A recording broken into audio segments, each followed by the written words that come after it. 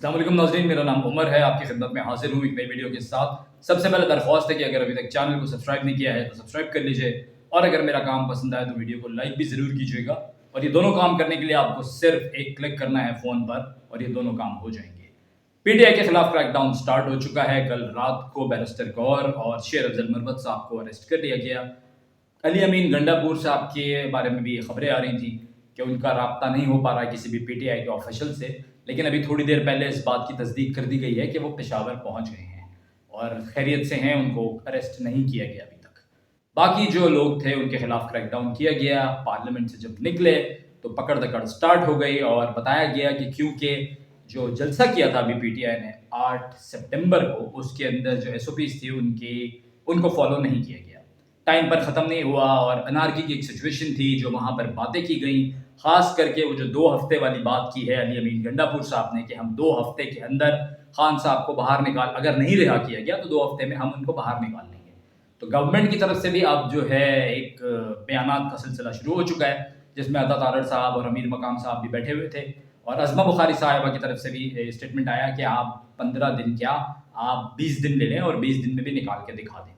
तो ये जो अब एक जंग है इसका एक आगाज़ हो चुका है और केओस जो है वो फिर से डेवलप हो रहा है पाकिस्तान में।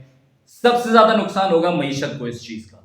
जो इन्वेस्टर है ना, वो कभी भी इन चीज़ों को देखकर नहीं आता। अगर मार्केट अनस्टेबल हो, अगर आपके मुल्क के अंदर स्टेबिलिटी ना हो, जब सियासी पार्टियां आपस में लड़ रही हैं, इंतशार फैल रहा है, पकड़ दकड़ चल रही है, पुलिस उनके पीछे है, कभी यहाँ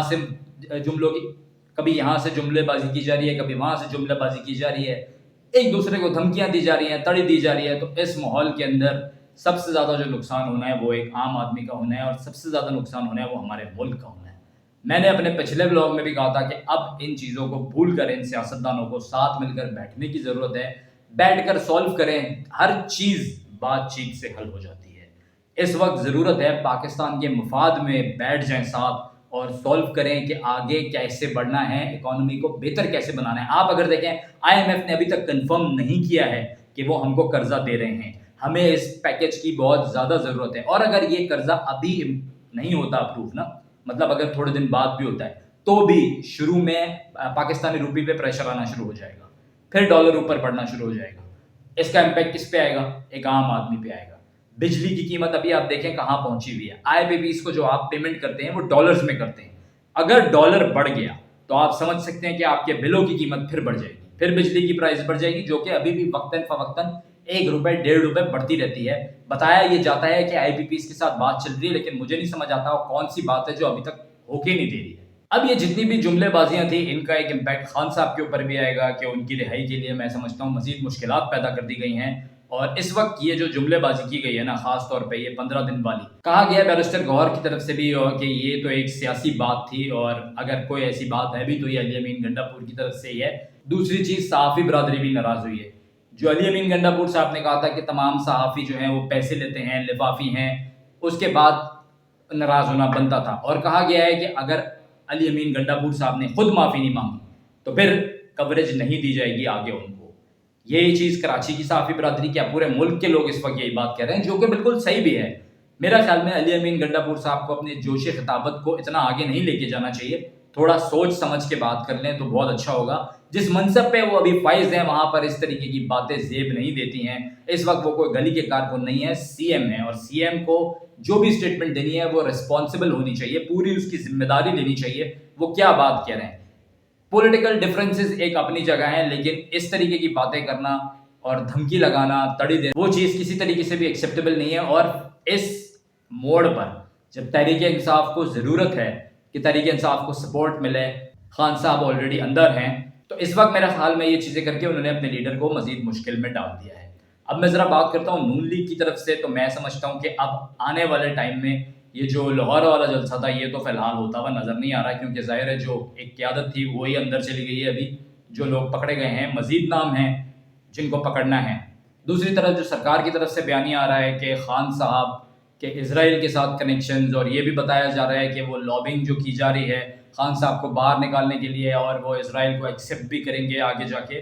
یہ تمام چیزیں بھی سامنے آ رہی ہیں. ان کا جو کنیکشن ہے اسرائیل کے ساتھ اس کو پورے طریقے سے ڈیولپ کیا جا رہا ہے, بتایا جا رہا ہے, اس کے اوپر کچھ ثبوت بھی ملے ہیں, ان پہ ابھی کام چل رہا ہے چیزوں کو کنفرم کرنے پہ. اور اگر اس طریقے کی کوئی بات ہو گئی تو میرا خیال میں تحریک انصاف کے لیے, خان صاحب کے لیے مزید مشکلات بڑھ جائیں گی. پھر آ جاتا ہے چانسلر کا الیکشن جو خان صاحب لڑ رہے ہیں. وہاں پر بھی لابنگ اور کیمپین شروع ہو گئی ہے, اور کوشش یہی ہوگی کہ خان صاحب اس کے اندر کامیاب نہ ہو سکیں. اور جو خان صاحب کے اپنے دیے ہوئے بیانیے تھے, جو طالبان کے بارے میں یا جو اسامہ بن لادن کے بارے میں, ان کو بھی ہائی لائٹ کیا جا رہا ہے اور اس سٹوری کو ڈیولپ کیا جا رہا ہے کہ ان کو کس طریقے سے یہاں کا چانسلر بنا سکتے ہیں. اب میں بہت اہم مدے پہ بات کر رہا ہوں جو کل انکشاف کیا ہے فیصل ووڈا صاحب نے حامد میر صاحب کے پروگرام میں.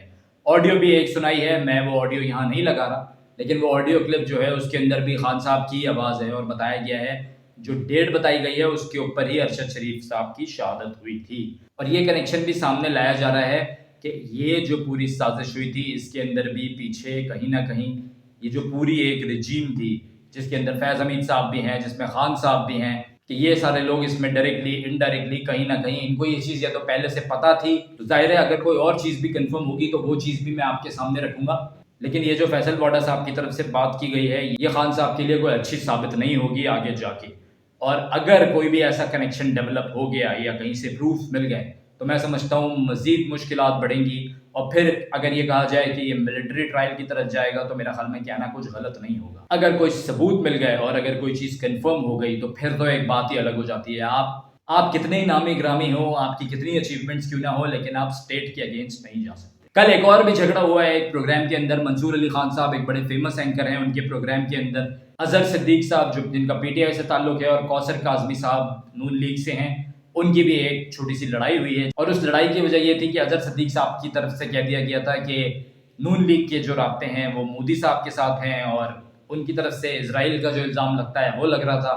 تو اس چیز کو لے کر اتنا زیادہ ٹیمپریچر بڑھ گیا کہ کوثر کاظمی صاحب کی طرف سے ہاتھ اٹھا دیا گیا اظہر صدیق صاحب پر.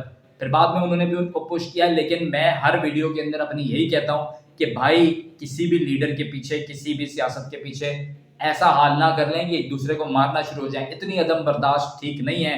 اگر لیڈرز کی طرف سے میڈیا کے اوپر یہ چیزیں آئیں گی تو آپ سمجھ سکتے ہیں عوام کا کیا حال ہوگا. ایک قصہ میں دوبارہ یہاں کوٹ کروں گا, میں نے پہلے اس پہ بلاگ بھی کیا تھا.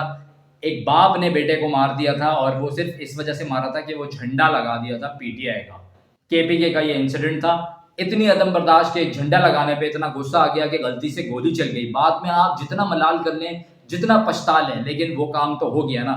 تو اس طریقے کی چیز نہ کریں. اتنی عدم برداشت اچھی نہیں ہے کہ صرف سیاسی اوپینین کے اوپر ایک دوسرے پہ ہاتھ اٹھا دیں گے. یار ہم لوگ مطلب کس طرف جا رہے ہیں, کیا روش اپنا لی ہے. یہ سب چیزیں جو عدم برداشت ہے اس وقت اس کو ختم کرنے کی ضرورت ہے.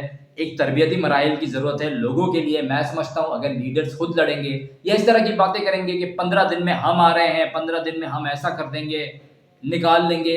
آپ کا یہ بیانیہ اسٹیٹ کے اگینسٹ جا رہا ہے بھائی. آپ کیسے نکال لیں گے؟ قانونی طریقے سے نکالیں. یہ لڑائی جھگڑے والی سیاست, یہ دھمکیوں والی سیاست, یہ کرنا میرا خیال میں کہیں سے بھی تحریک انصاف کے فیور میں نہیں جائے گا. اب ذرا وزیر اعظم صاحب کی بات کر لیتا ہوں. انہوں نے بھی کنڈیم کیا ہے جو علی امین گنڈا پور صاحب کی اناپروپریٹ لینگویج تھی, اور اس کو کرنا بھی چاہیے. تو ان کی طرف سے بھی یہ اسٹیٹمنٹ آئی ہے کہ جو پاور شو ہوا ہے اس کے اندر جو زبان استعمال کی گئی ہے اس کو ہم کنڈیم کرتے ہیں. جو ہمارے سی جے پی ہیں قائز فائز عیسیٰ صاحب, انہوں نے بھی ایکسٹینشن لینے سے منع کر دیا ہے. آج پاکستان انڈیا کا جو واٹر ڈسپیوٹ ہے اس کی بھی ہیئرنگ ہے, کشن گنگا اور ریپل پروجیکٹ جو ہے, تو اس پہ بھی جب کوئی ڈیولپمنٹ آئے گی وہ بھی آپ کے سامنے رکھیں گے. اب ذرا بات کر لیتے ہیں یو ایس میں ہونے والے الیکشنز کی. کیملا ہیرس بھی اس وقت بہت زیادہ اسٹرانگ کینڈیڈیٹ بن کے سامنے آئی ہے. میں سمجھتا ہوں جو بائیڈن صاحب نے بہت ہی زبردست قسم کا ڈیسیجن لیا کہ وہ پیچھے ہو گئے اور ان کو آگے کر دیا. تو یہ اس وقت جو مقابلہ ہونے والا ہے یہ کانٹے کا ہونے والا ہے. جبکہ میری پرسنل اوپینین یہ ہے کہ ٹرمپ صاحب کے جیتنے کے چانسز زیادہ ہیں, لیکن کیملا ہیرس بھی جو ہے وہ کانٹے کا مقابلہ کر رہی ہیں ان کے ساتھ اور صحیح ٹکر دیں گی. تو ہو سکتا ہے اینڈ میں اگر کوئی چیز بدل جائے تو وہ الگ بات ہے, لیکن ابھی تک جو میرا پرسنل اوپینین ہے وہ ٹرمپ صاحب کا ہی ہے کہ وہی جیتیں گے. اب اینڈ میں ذرا بات کروں گا پولیو کی. تو دیکھیں پولیو کی ویکسین کرائیں اپنے بچوں کی. جب بھی پولیو کے قطرے پلانے والے آئیں ان کو منع نہ کریں. اگر آپ کے گھر پہ بچے ہیں تو خدا را اس چیز کو یقینی بنائیں کہ جب بھی پولیو کی ٹیم آئے قطرے پلانے کے لیے اور آپ کے گھر میں بچے موجود ہیں تو آپ نے لازمی بچوں کو قطرے پلانے ہیں. نہ یہ کسی مذہبی اعتبار سے غلط ہے, نہ یہ کسی کی سازش ہے. ایسی کوئی چیز نہیں ہے. یہ جو سٹوریز ڈیولپ کر دی گئی ہیں, یہ جو چیزیں ہمارے ذہنوں میں ڈال دی گئی ہیں, اس کو نکالنے کی بہت ضرورت ہے. ہماری آنے والی نسلوں کے لیے, ہمارے فیوچر کے لیے, ہمارے آنے والے بچوں کے لیے بہت ضروری ہے کہ ہم ان کو پولیو کے قطرے, پولیو کی ویکسین لازمی کرائیں تاکہ وہ ایک اچھا فیوچر دیکھ سکیں, تاکہ وہ ایک ہیلدی لائف گزار سکیں. امید کرتا ہوں آپ کو میری آج کی ویڈیو پسند آئے گی. اگر پسند آئے چینل کو سبسکرائب کیجئے, ویڈیو کو لائک کیجئے. 5000 سبسکرائبر تک کا ٹارگٹ ہے جو کمپلیٹ کرانے میں ہماری مدد کیجئے. اللہ پاکستان کا حامی و ناصر رہے.